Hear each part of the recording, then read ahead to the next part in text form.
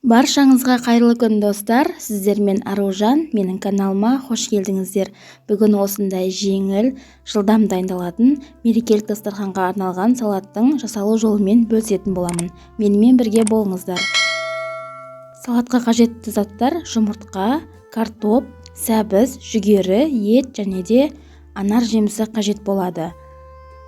Картопты, сәбізді, жұмыртқаны пісіріп дайындап аламыз. Арнайы тәрелкемізге осылай етті салып, барлық жеріне толықтай жайып шығамыз.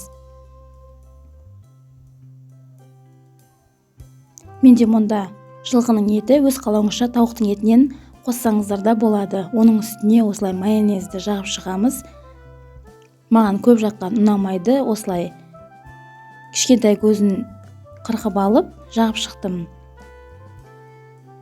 Оның үстіне үккіштің кішкентай көзінен картоптарымызды өткізіп аламыз. Достар, осы салатты жасауға кеңес етемін. Мерекелік дастарханға арналған өте керемет салат, әрі жылдам дайындалады. Дайын болған картоптарды тәрелкенің барлық жеріне жететіндей осылай жайып шығатын боламыз. Және де оның үстінен тағы да майонезді жұқа етіп жағып аламыз. Мен майонездің екінші жағынан кішкентай көзін қырқып дайындап алдым. Сонда аз-аздан жағылатын болады. Жұмыртқаны да дәл солай үккіштің кішкентай көзінен өткізіп аламыз. Оны да осылай барлық жеріне жайып, жұқа етіп майонезді жағып шығатын боламыз. Дайын болған соң жүгеріні де осылай жайып, жұқа етіп майонезді жағып, сәбізді де үккіштің кішкентай көзінен өткізіп аламыз. Осы тұста тағы да майонез жағамыз. Тарелкенің барлық жағасынан жететіндей етіп, жұқа етіп жағып шығыңыздар.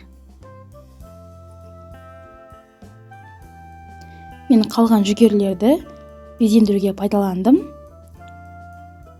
Жүгерімен бірге анар жемістерін де безендіруге пайдаландым. Өз қалауыңызша безендірсеңіздер болады.